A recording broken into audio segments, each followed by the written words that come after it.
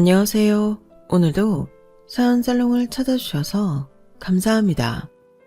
이혼한 지 8년쯤 되는 돌싱녀예요. 20대 초반 아무것도 모르는 나이에 결혼해서 10년간의 결혼 생활을 하고 이혼한 지 8년이 지났어도 아직 30대 후반이네요. 이혼하고 아이와 먹고 살아야 하니 돈 버는 것에만 혈안이 되어 경주마처럼 정신없이 살아왔어요. 그러다가 가까스로 좋은 남자를 만나게 되어 재혼을 앞두고 있죠.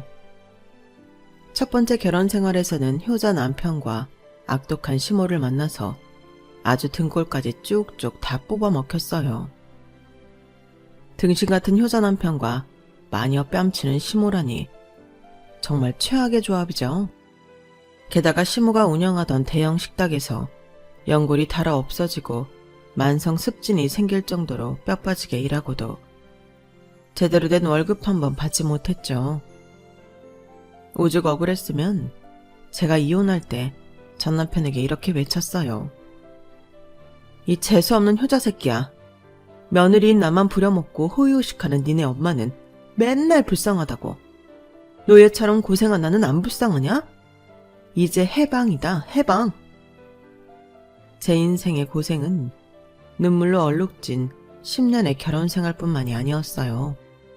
첫 번째 결혼 생활 전후로도 정말 고생 많이 하고 살았어요. 그렇게 열심히 살아오니 하늘이 감동했는지 이제서야 제게 여유를 좀 주시더군요. 강남 근처에도 못 가본 제가 이제 강남에서 제일 비싼 동네의 넓은 평수에서 아이와 함께 살고 있거든요. 이렇게 물질적인 여유와 심적인 여유를 함께 얻으니 몸둘 바를 모르겠네요. 여유롭게 사는 것도 겪어본 사람이나 잘 누릴 수 있는 것 같아요. 좀처럼 익숙해지지가 않네요. 사실 지금 재혼식을 올리기 전에 먼저 아이를 갖게 되었어요. 첫 번째 결혼해서 얻은 아이가 이미 훌쩍 커버린 상황에서 둘째 아이를 갖게 되니 아이 키우는 방법도 다 까먹어버렸네요. 내년에 출산 예정이니 제 나이 39살에 둘째 아이를 낳게 될 줄은 꿈에도 몰랐어요. 새 생명이 태어나기 전에 제 인생을 쭉 정리해보려고 해요. 한 번쯤은 제가 즐겨 찾는 사연살롱 여러분들과 제 인생을 공유해보고 싶었거든요. 서로 자기가 살아온 얘기 주고받으면 왠지 그 사람이 더욱 친숙하게 느껴지잖아요. 제겐 사연살롱 구독자분들이 그런 존재거든요. 지금까지 인생을 시원하게 한번 털고 앞으로 건강하게 출산하여 새로운 남편과 새 인생 살고 싶습니다. 그럼 지금까지 제가 겪어온 이야기를 한번 시작해 볼게요. 끝까지 들어주시고 미진아, 지금껏 힘들게 살아오느라 수고했다. 한마디 남겨주시면 제게 큰 힘이 될 것 같아요. 저희 친정아빠는 천성이 참 착했어요. 돌아가신 우리 할머니나 엄마도 아빠에 대해 참 착한 사람이라는 칭찬을 많이 했던 것 같아요. 가족들에게도 자상하고 스윗한 분이었지만 세상은 착한 사람에게 유독 가혹하게 대하더군요. 사회에서 착하기만 한 사람은 그냥 등신이더라고요. 아빠는 시장에서 신발 도매업을 원활하게 운영하고 계셨는데 돈을 좀 만지는 것 같으니 아빠와 친하게 일하고 있던 상인이 아주 유망한 부동산 투자를 권했어요. 덩치가 큰 부동산이니 여러 사람이 공동으로 소유했다가 개발되면 수익을 똑같이 나누자는 제안이었죠. 긴급 개발 계획이 3개월 후에 발표되며 현실적인 수익은 3년 내로 난다면서 말이죠. 고위 공무원으로부터 어렵게 빼낸 정보이기에 아주 친한 지인에게만 알려주는 투자처라고 했어요. 바보 같은 우리 아빠는 그 얘기를 믿고는 평소 친하게 지내던 상인들을 모았어요.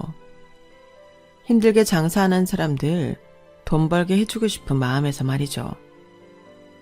몇몇 동조하는 사람들과 함께 지금까지 모아온 전 재산을 투자했어요.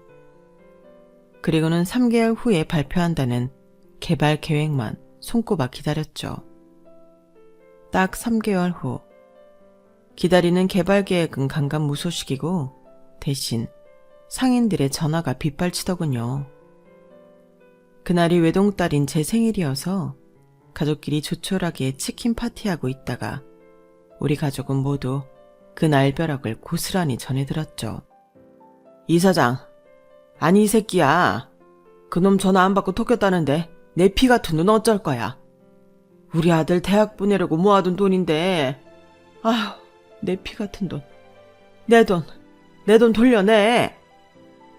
아빠는 대체 무슨 영문인지도 모른 채 욕을 한 바가지 들어야 했어요. 그리고는 바로 투자를 권했던 사람에게 연락을 취해봤지만 전화를 받지 않았죠. 아빠는 물론 우리 가족 모두 충격에 빠졌어요. 그리고는 아빠를 탓하고 욕하는 전화가 계속 빗발쳤죠. 이놈아, 너도 한통속이지? 우리가 신발 팔아서 얼마나 번다고 그 돈을 다 뜯어갈 생각을 하냐? 그러고도 네가 무사할 줄 알아? 니네 가족만 잘 먹고 잘 살면 다 할 줄 아냐고. 완전히 사기였다는 걸 파악한 아빠도 피해를 본 상인들에게 해명하기 바빴어요. 박 사장님, 우리 다 같이 가서 그 부동산 눈으로 확인도 하고 서류상으로도 체크했잖아요. 저도 그놈한테 당한 피해자 중 한 명입니다. 제발 흥분 가라앉히시고 경찰한테 신고도 하고 우리한테 사기친 놈 같이 잡으러 갑시다. 뭐야? 니네 다 한통속이잖아. 이 사기꾼 놈들. 네가 내 돈 대신 다 갚아. 우리 엄니 노후 비용까지 싹 다 털어넣었구만. 니네가 우리 엄니까지 다 죽인 거야. 네가 그놈 못 잡으면 니네 가족도 무사하지 못할 줄 알아. 급기야 우리 가족 얘기까지 나오자 아빠는 더 쇼크를 받으셨는지 호흡이 가빠지더니 뒤로 그대로 쓰러지고 말았어요. 빨갛게 충혈된 눈에서는 억울함의 눈물이 한 줄기 흐르더군요. 하지만 이미 의식은 없는 상태였죠. 엄마와 전 완전히 패닉 상태에 빠졌어요. 아빠, 이렇게는 안 돼요. 아빠가 왜? 아빠도 피해자인데 왜?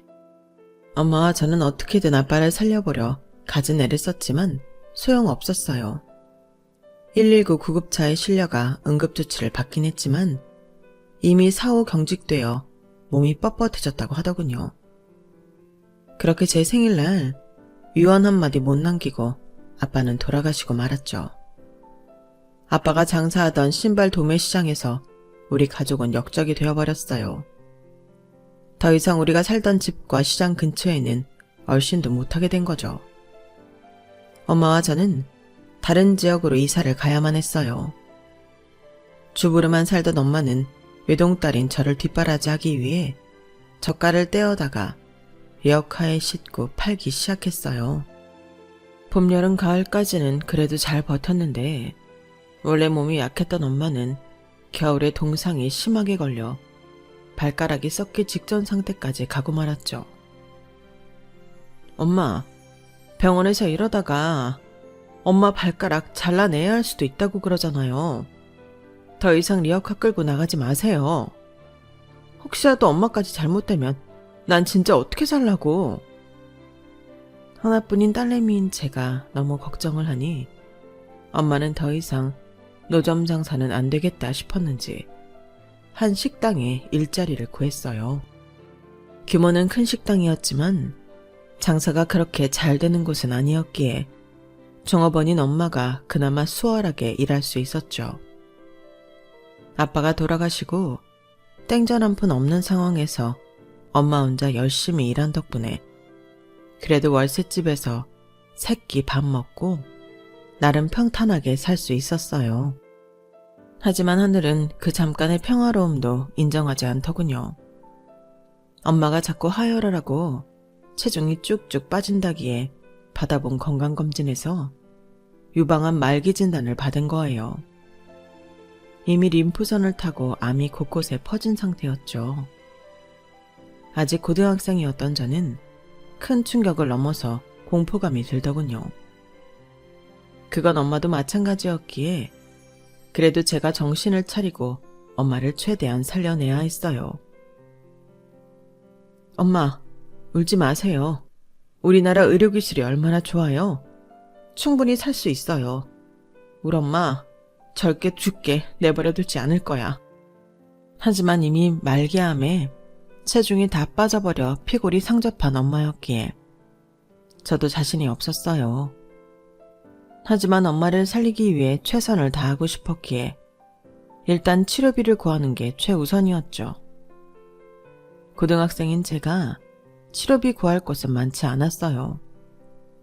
친구들과 학교 선생님께 손을 벌리는 것도 한계가 있었죠.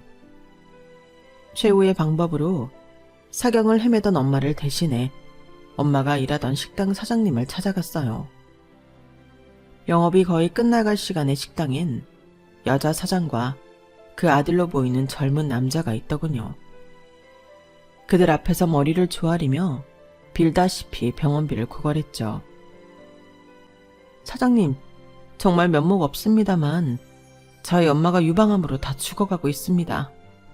혹시 병원비를 좀 빌려주시면 제가 나중에 꼭 갚도록 하겠습니다. 이곳에서 일하던 직원에 대한 정의라고 생각하시고 딱 한 번만 도와주세요. 저희 엄마 좀 살려주세요. 뭔가 싸늘한 인상의 여자 사장은 절 째려보며 단칼에 거절하더군요. 야, 박복자 그 아줌마가 여기서 일하면 얼마나 일했다고 내가 돈을 빌려주냐? 여기가 뭐 은행이야 천당포야. 다짜고짜 돈 빌려달라면 내 주머니에서 돈 한 푼이라도 꺼내줄 줄 알았냐? 어서 돌아가. 네 애미 평간호나 제대로 해. 말기암이면 어차피 죽게 생겼구만. 뭐하러 관짝에 들어갈 사람한테 돈을 버리냐? 그냥 곱게 가게 내버려둬. 그 여자 사장의 말 속에 피눈물이 나고 한 대 치고 싶은 욕구가 턱까지 치솟았지만 꾹꾹 참고 무릎을 꿇었어요. 사장님, 한 번만 도와주시면 제가 엄마 간병을 마치고 난 후 이 식당에 와서 일할게요. 고등학교도 자퇴하고 하루 종일 일해서 이자까지 꼭 갚겠습니다. 우리 엄마 좀 살려주세요. 제 모습을 안타깝게 보고 있던 사장 아들이 절 손수 일으켜주며 자기 엄마한테 그러더군요. 엄마, 나중에 이분이 이래서 갚는다잖아요. 사람 한 명 살리는 셈 치고 돈 좀 빌려주세요. 네?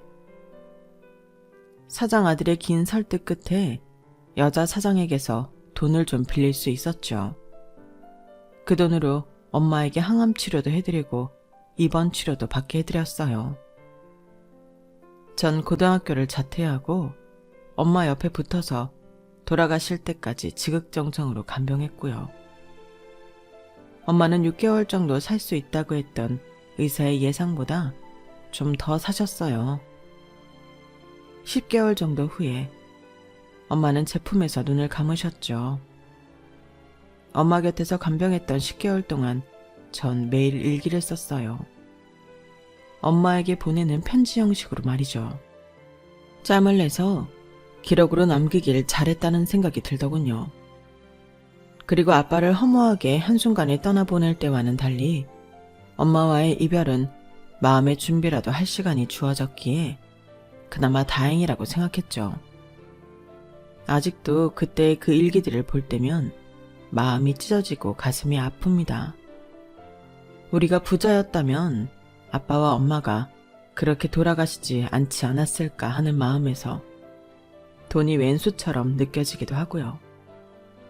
없는 돈이었지만 최대한 쥐어짜내서 장례식까지 치러들었어요. 엄마 장례식 첫날 식당 아줌마와 그 아들도 왔어요. 오자마자 다짜고짜 돈 얘기를 꺼내더군요. 야, 내 돈 언제 갚을 거냐? 어차피 1년도 못 가서 죽을 사람한테 뭐하러 돈을 쏟아붓니? 네가 전에 말했듯이 너라도 우리 식당 와서 일하면서 갚도록 해라. 최저시급으로 그 돈 다 갚으려면 앞으로 몇 년간은 하루 종일 일해도 다 못 갚지 않겠니?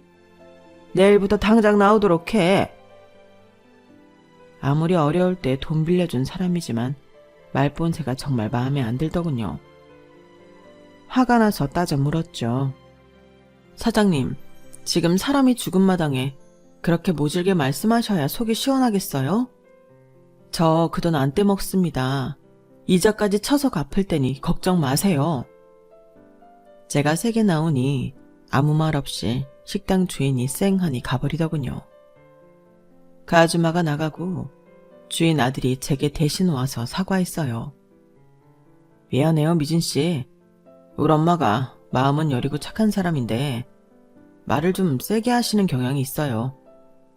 아마 젊은 나이에 혼자 되어 아들들 키우느라 성격이 강해지신 것 같아요. 이해해주세요. 그나저나 미진씨 진짜 장하네요. 어린 나이에 혼자서 어머니 간병에 장례까지 다 치르고 대단해요. 저희 엄마한테 말씀드리고 제가 장례식 마칠 때까지 옆에 함께 있어드려도 될까요? 힘쓰는 일은 제가 다 할게요. 미진 씨는 피곤하면 들어가서 좀 쉬어요. 이렇게 길게 말해본 건 처음이었는데 식당 주인 아들인 강준성, 이 사람의 마음씨와 말투가 정말 따뜻하게 느껴졌어요. 뭔가 마음이 사르르 녹는 기분이었죠. 이 사람 말대로 전 당장 쓰러져도 이상하지 않을 정도로 너무너무 피곤한 상태였어요. 이 남자 덕분에 간간히 장례식에 온 손님들을 받으면서도 잠깐씩은 눈을 붙일 수가 있었어요.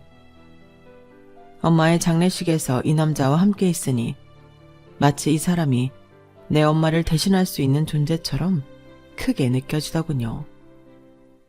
그 후로 전 식당 주인 아줌마와 약속한 대로 식당에서 일하며 돈을 갚기 시작했어요. 그 주인 아주머니는 20대 초반에 아들 둘을 낳고 남편도 일찍 죽어 홀로 된 사람이었어요. 아들들도 20대 초중반이었으니 주인 아주머니도 40대 후반밖엔 안 된 사람이었죠. 지금 40대 후반이라 생각하면 엄청 젊은 나이지만 그땐 제가 19살이었고 주인 아줌마가 워낙 서슬퍼런 양반이었기에 좀 어렵게 느껴졌어요. 주인 아줌마의 첫째 아들은 공부를 잘했는지 다른 지역 치과대학에 다니고 있었어요. 저희 엄마 장례식을 도와줬던 둘째 아들은 전문대를 졸업하고 식당 일을 돕고 있었죠. 전 식당에서 일하며 자연스럽게 둘째 아들인 준성 씨와 가까워졌어요. 우리 엄마 장례식에 끝까지 함께 해주며 도와준 보답으로 조그마한 선물도 하고 나가서 따로 밥도 먹으며 친해졌죠. 준성 씨가 절 여자로 보는 게 느껴졌고 얼마 지나지 않아 고백을 하더군요. 미진 씨 처음 우리 식당에 왔을 때 천사가 걸어 들어오는 줄 알았어요. 엄마 아프실 때라 울상이었으니 우울한 천사같이 보이더군요. 미진 씨의 하나뿐인 엄마가 돌아가셔서 마음은 아프지만 그 일을 계기로 미진 씨를 만날 수 있게 되어 행복합니다. 미진 씨 어머님이 우리 식당에서 일하실 때 제게 하셨던 말씀이 있어요. 딱 사위 삼고 싶다고요. 어머님께서 하셨던 말씀 우리 실행해보면 어떨까요? 미진 씨만 좋다면 내가 우리 엄마한테도 말씀드리고 정식으로 프로포즈도 할게요. 나 미진 씨 행복하게 해줄 자신 있어요. 나만 믿고 따라와 줄래요? 그 말을 듣자 가슴이 콩닥콩닥 뛰면서 눈물이 주르르 흘러내렸어요. 진정하려 했지만 눈물이 주체가 안 될 정도로 많이 나더군요. 맘속으론 당연히 예스라고 하고 싶었지만 말도 못할 정도로 엉엉 울고 말았네요.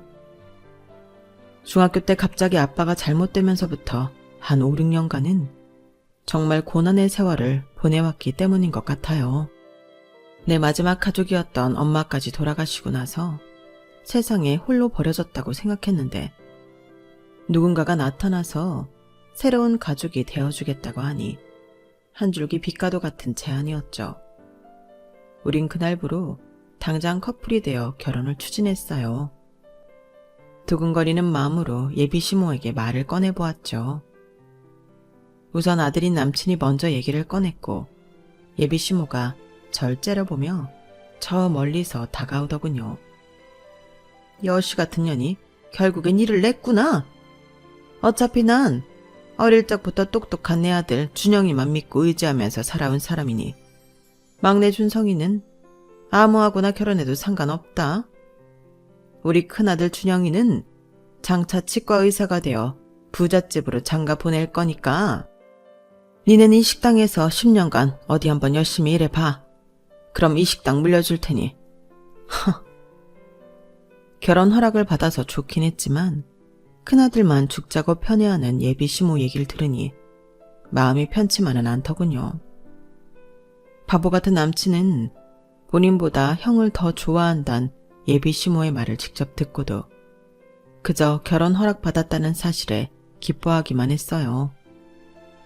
어쨌든 우리 커플은 나름 순탄하게 결혼에 꼴이 나게 되었고 시모와 합가하여 신혼생활을 시작했죠.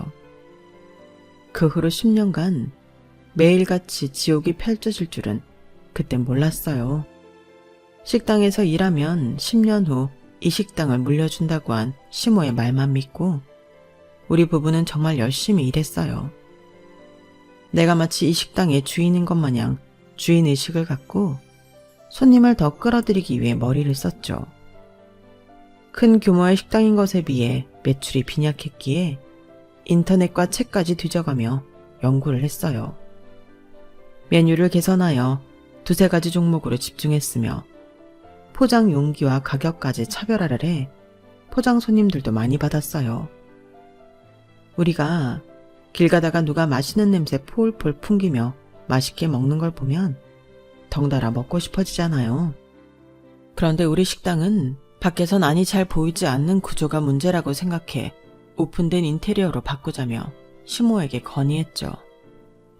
돌아오는 첫 반응은 당연히 쌍욕이었어요.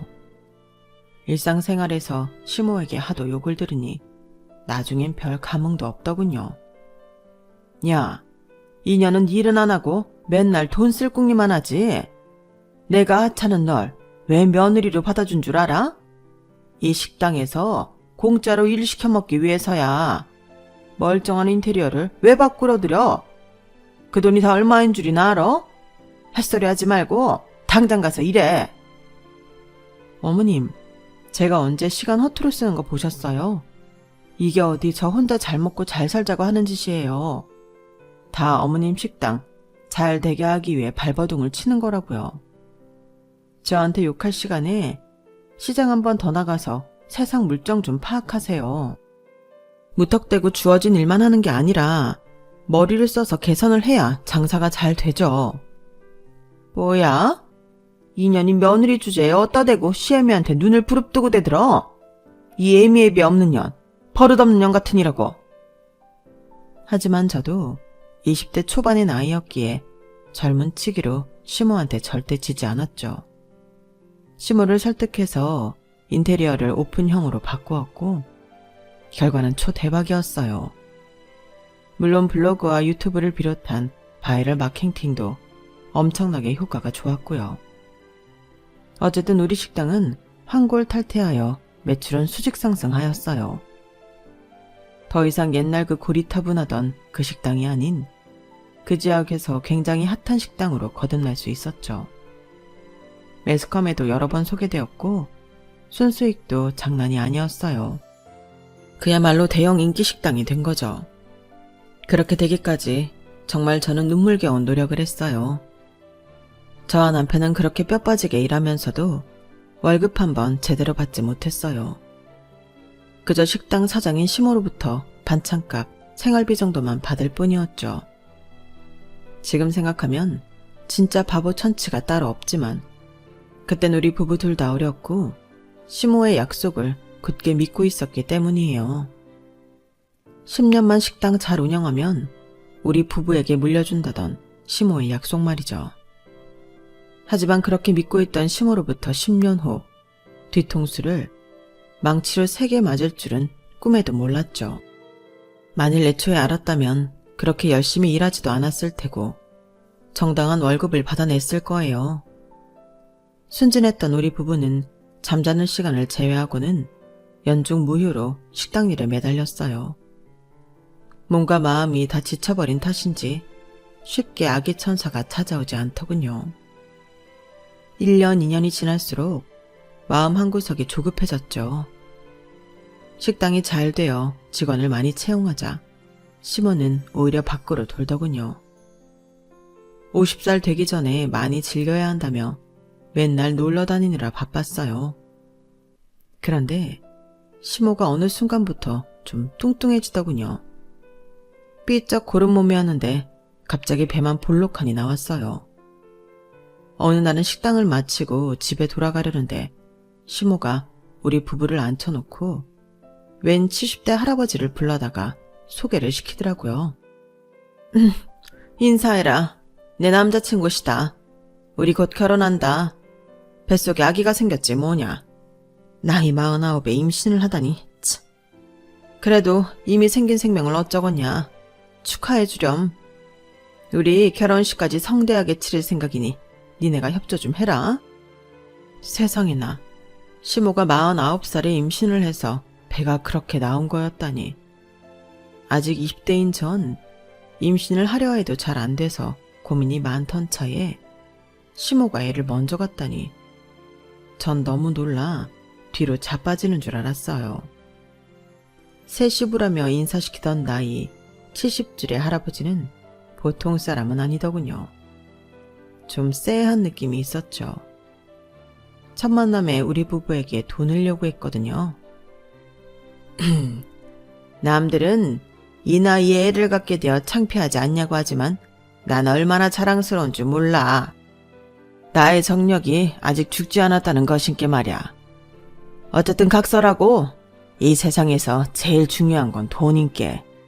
너희들 시애미 임신 축하금은 당연한 거 아니겠니? 족보를 다 뒤져봐라. 조상 중에 나이 49에 애 가진 사람 있나 말이야. 이보다 더 큰 경사는 없으니까 두당 최소 2천씩은 준비해 다오. 여기도 장사도 잘 되는 식당이니까 굽을 쳐넣은 돈 많을 거 아니냐. 알겠지? 두당 2천씩을 준비하려면 우리 부부에게 4천만 원을 뜯어가겠다는 건데 어이가 없었죠. 아니 새아버님, 지금 4천만 원을 내놓으라는 건가요? 천만함에 정말 뜬금없네요. 저희 여기서 월급 받고 일하는 게 아니라 어머님께 생활비 정도 빠듯하게 받고 일하고 있어요. 49살에 임신하신 게 얼마나 큰 경사라고 몇 천만 원을 말씀하시는지. 그럼 저희 300만 원 정도 축하금 드릴게요. 갑작스럽게 예비 시부라는 할아버지에게 300을 뜯기고 시모의 임신으로 좀 혼란스러운 나날을 보내고 있는 중에 저희 임신 사실까지 알게 되었어요. 삼신할매가 한 지붕에 2명의 아기를 점지해 주셨더군요.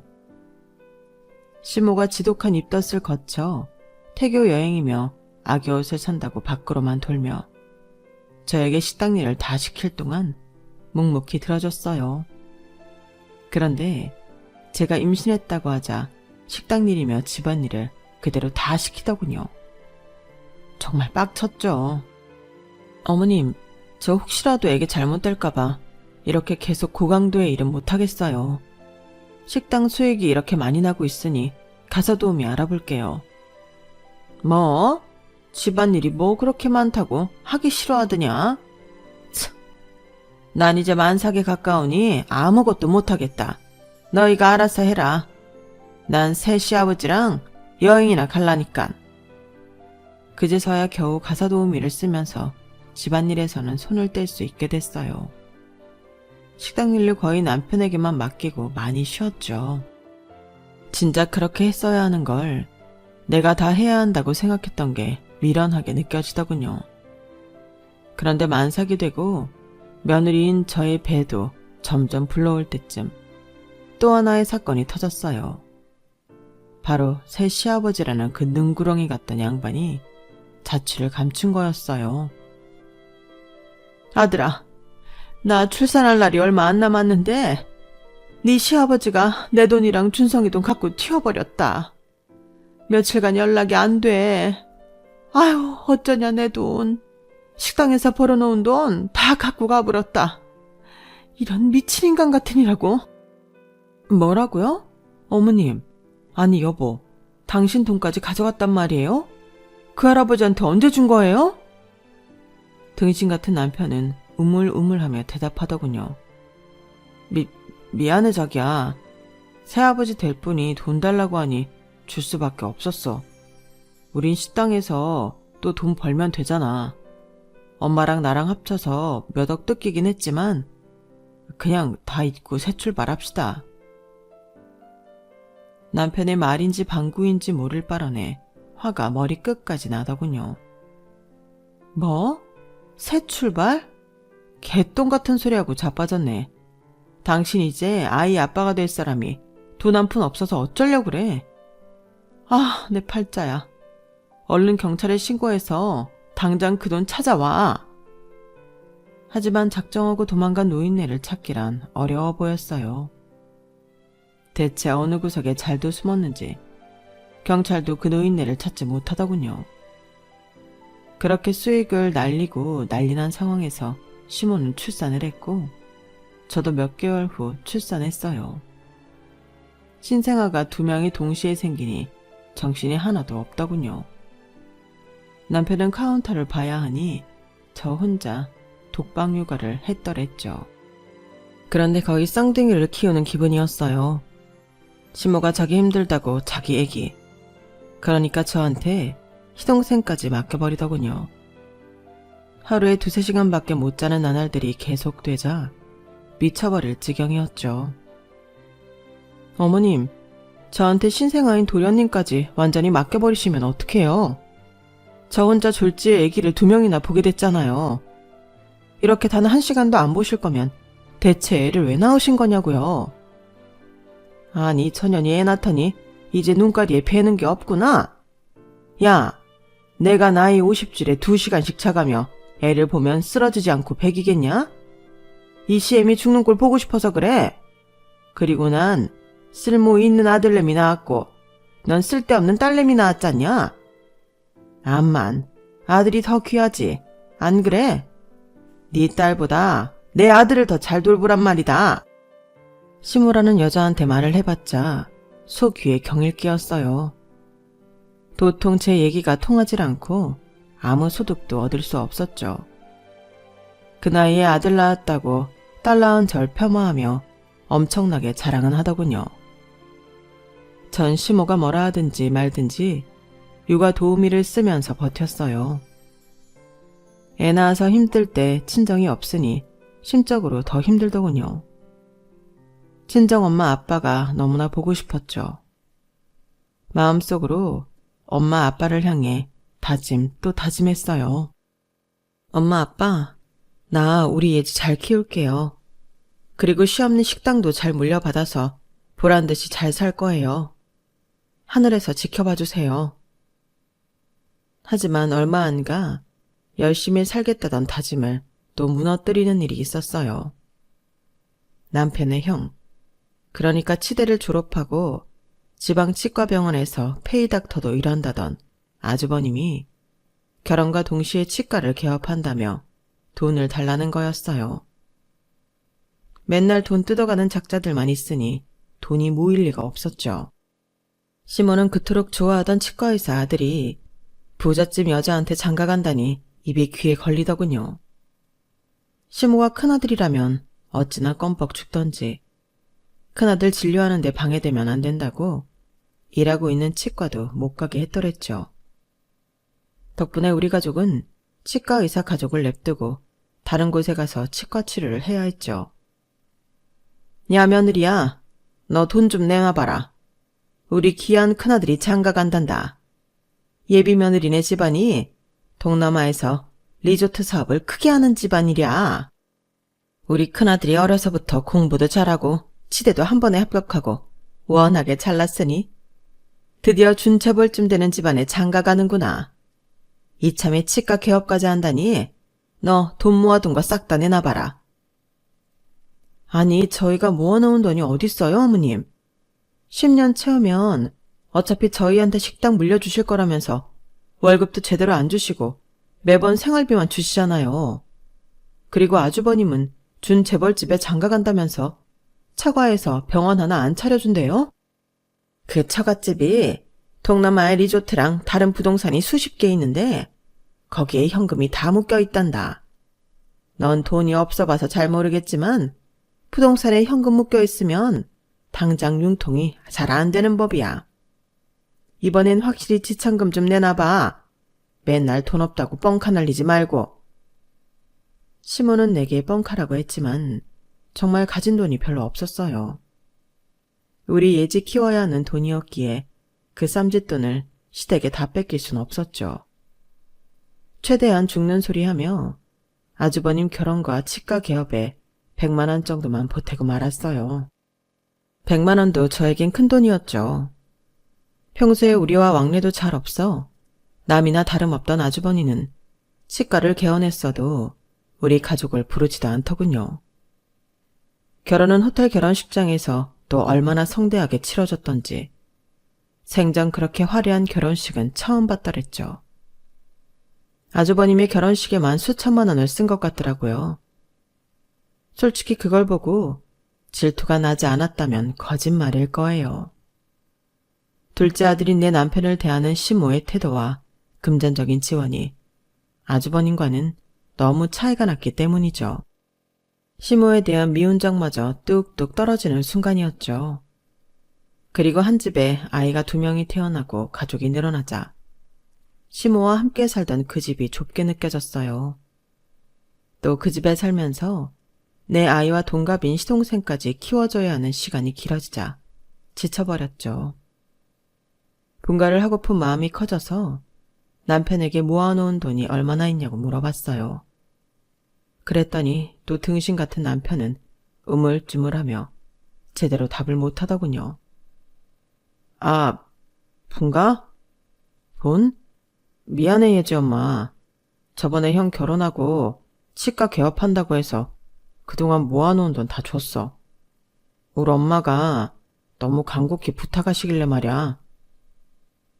남편이 착해서 좋았고 결혼까지 했지만 살면서 보니 착한 게 아니라 우유부단하고 등신 같은 성격이었더군요.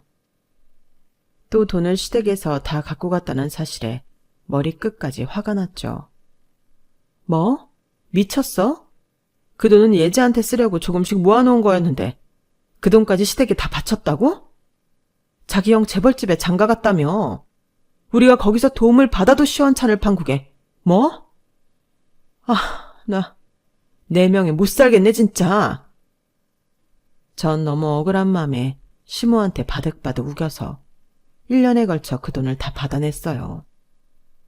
시모는 제게 지독한 년이라고 욕했지만 저라도 지독해지지 않으면 평생 돈을 한 푼도 못 모을 것만 같은 위기감이 들었거든요.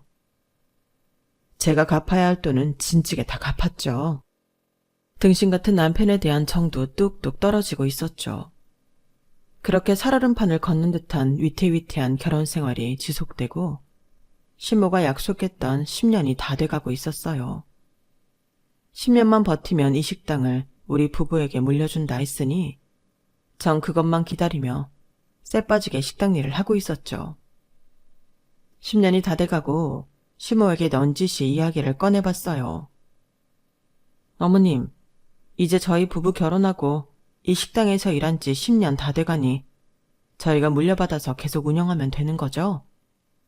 그럼 이제 식당 수익도 저희가 관리할게요. 뭐? 또 쓰잘데기 없는 소리 짓거린다. 이 식당 우리 큰아들한테 물려줄 테니 그렇게 알아라. 전 너무 놀라 뒤로 자빠지는 줄 알았어요.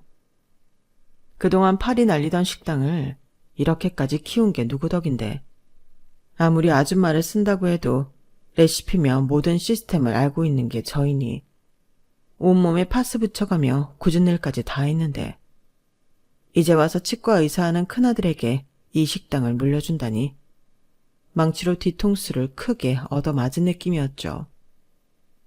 분노가 치밀어 올랐어요. 어머님, 그게 무슨 말씀이세요? 10년 동안 이 식당에 제 저물물 다 바쳐 일해왔는데 누굴 줘요? 멀쩡히 치과의사하고 있는 아주버님한테 식당 운영을 맡긴다고요? 그럴 순 없어요. 어머님, 단단히 거짓말쟁이시군요. 아들 부부한테 무려 10년 동안 뻥치신 거예요? 네, 참. 진짜 그렇게 하시면 저희 절대 가만히 있지 않을 거예요. 뭐시라고? 니네가 가만히 있지 않으면 어쩔 건데. 시애미를 죽이기라도 한단 말이냐? 어디 죽여봐라. 내 재산 다 뺏어 가보라고. 허. 이렇게 전 시모와 한바탕 하고 있었고 등신 같은 남편은 옆에서 누굴 말려야 할지 몰라서 어리버리하고 있었죠. 그러던 중 식당으로 아주버님이 불쑥 찾아왔더군요. 그런 일은 거의 없었기에 저희 가족은 놀란 눈으로 시아주버님을 쳐다봤어요. 아니, 우리 큰아들이 웬일로 엄마 식당에 찾아왔네? 무슨 일이라도 생긴 거니? 아주버님은 다 죽어가는 표정으로 웬 서류를 내밀더군요. 엄마, 정말 죄송해요. 저번에 저 믿고 찍어주셨던 도장 때문에 모든 게 다 날아갔어요. 어? 그게 무슨 말이냐, 우리 아들? 저번에 보증서 준 거, 그게 잘못됐다는 거냐? 아니, 니네 처갓집이 준재벌인데 그쪽 관련해서 아무 문제 없다고 했잖냐? 그렇게 돈 많던 사람들이 갑자기 폭삭 망했다는 거야, 뭐야? 대체 무슨 말이야, 그게? 와이프 집도 부모도 다 가짜였어요. 엄마, 얼마 전에 낳은 우리 쌍둥이들도 내 자식이 아니었어요. 유전자 검사해봤더니 불일치래요. 어떡해요, 엄마. 나 완전 사기 결혼 당한 거예요. 와이프한테 추궁했더니 내 돈까지 싹 다 갖고 웬 외간 남자랑 도망갔더라고요. 아마 그놈이 쌍둥이들 아빠인가 봐요. 순식간에 아주버님이 쏟아내는 말들이 다 믿기지 않았어요. 그런데 아주버님이 끝내 결정타를 날리더군요. 엄마, 나 치과의사도 아니에요. 치위생사인데 그동안 거짓말 친 거예요. 그래서 아무도 우리 치과에 오지 못하게 한 거고요. 어렸을 때부터 큰아들이 나한테 가졌던 엄마의 기대에 부응하기 위해 다 거짓말한 거예요. 죄송해요. 시모는 아주버님의 연속된 폭탄 발언을 듣고는 그 자리에서 쓰러졌어요. 바로 119를 불러서 골든타임을 놓치지 않았고 수술을 통해 다행히 별 문제 없이 태어날 수 있었죠. 아마 시모가 아직 50대였기에 회복이 빨랐는지도 모르겠어요. 어쨌든 지금은 연대 보증이 폐지됐다고 하지만 그때만 해도 8년 전이라 보증 잘못 쓰면 온 집안이 폭삭 망하던 때였죠. 그렇게 장사 잘하던 식당까지 빚쟁이들한테 넘어가고 집까지 뺏긴 채 우린 다 길바닥으로 나앉게 되었어요. 진짜 무서운 사채업자들이 협박하는 통에 다 들어줄 수밖에 없었죠. 하지만 예지를 길바닥에서 키울 수는 없었으니 전 지인의 집으로 아기 용품만 챙겨서 들어가게 됐어요. 고맙게도 남편과 저 그리고 예지까지 세 식구를 받아준다고 하더군요. 시모는 아직 어린 시동생을 데리고 그토록 좋아하던 큰아들과 함께 살기로 했어요. 거기도 전 재산 다 뺏기고 어렵긴 마찬가지였지만 그래도 기거할 곳이 없으니 어쩔 수 없는 노릇이었죠. 그런데 남편이 그러더군요. 우리 엄마는? 불쌍한 우리 엄마랑 내 어린 막내 동생을 버리고 따로 살자고? 그럼 나보고 어떡하자는 거야? 내 친구가 우리 세 식구 지낼 방을 내준다는 것도 감지덕지한 일인데 시모랑 시동생까지 함께 살 방도 내달라고 해? 그리고 지금 어머님만 불쌍하다는 거야? 무일푼이 된 나랑 예지는 안 보여? 그렇게 당신 엄마가 좋다면 쫓아가서 같이 살든가. 제 말에 묵묵히 절 따라올 줄 알았어요. 하지만 마마보이 등신 천치 같은 남편의 선택은 자기 엄마였죠. 미안해 자기야. 일단 엄마를 좀 돌보러 형네 집에 가서 당분간 있을게. 아무래도 걱정이 돼서 말이야. 뭐? 지금 나랑 예지는 버리고 시댁 식구들만 챙기러 가겠다는 거야? 당신 제정신이야? 갈 거면 나랑 이혼 도장 찍고 가. 도저히 등신 같은 당신 못 믿고 살겠어. 나 진짜 미쳐버릴 것 같다고. 그렇게 남편과 허무하게 이혼 도장 찍고 갈라서게 됐어요. 그놈의 악독한 시댁 식구들이 뭐 그리 불쌍하다고 눈물까지 짓는지 이해할 수 없었죠. 남편과 깨끗하게 갈라서니 오히려 홀가분했어요. 오롯이 저 혼자 아이를 키워야 했지만 다소 여유 있는 경제 상황의 주부 친구가 너무 고맙게도 우리 예지까지 등하원 시켜준다는 말에 아이를 맡기고 일을 할 수 있었어요. 우리 예지를 먹여 살려야 한다는 절박한 심정으로 전 닥치는 대로 살 길을 찾았어요.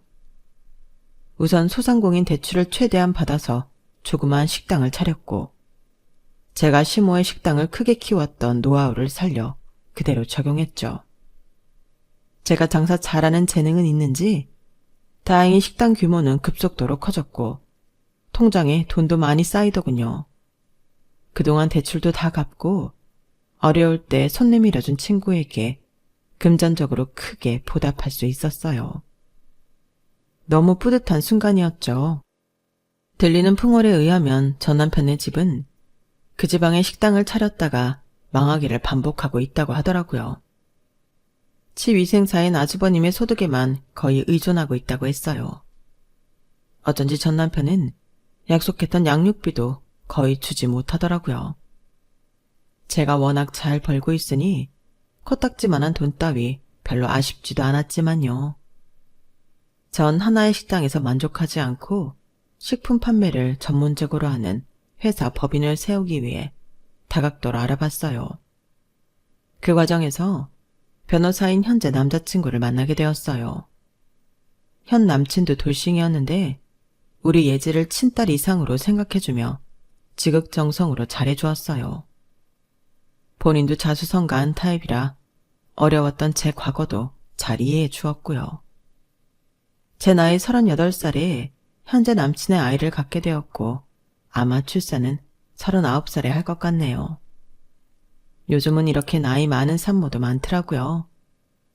우리 예지가 워낙 커버려서 갓난 아기를 어떻게 키우는지 다 까먹어버렸지만 육아 전문가의 도움을 받으면 저보다 더 잘 키워주실 거라 믿습니다. 배가 더 불러오기 전에 남친과 성대한 재혼식을 계획하고 있어요. 드디어 제대로 된 결혼 생활을 영위해보려 합니다. 아직도 미친 시댁에서 10년간 돈 한 푼 제대로 못 받고 뼈 빠지게 고생했던 걸 생각하면 자다가도 벌떡 일어날 정도로 억울하긴 해요. 하지만 거기서 몸소 체득한 노하우로 저만의 사업을 이 정도까지 일으킬 수 있었던 것 같기도 해요. 이를 두고 절 죽자고 일 시켜먹은 시모한테 감사하다고 해야 할지 참 애매하네요. 어쨌든 그쪽은 나락에 빠져있고 전 천국에 있으니 최종적으로 제가 승리한 거 맞겠죠? 이제 새로운 가정에 집중하여 행복하고 평온하게 살아보려고 해요. 지금까지 쎄 빠지게 고생했으니 저 행복할 자격 충분하죠. 저보다 더욱 열심히 살아오신 여러분께서도 행복을 누릴 자격 있습니다. 우리 모두 더 행복해지자고요. 지금까지 제 인생 이야기에 함께 공감해 주셔서 정말 감사드려요. 여러분, 사연 댓글에 응원과 현명한 조언 부탁드려요. 좋아요와 구독은 저에게 큰 힘이 됩니다. 오늘도 좋은 일 가득하세요.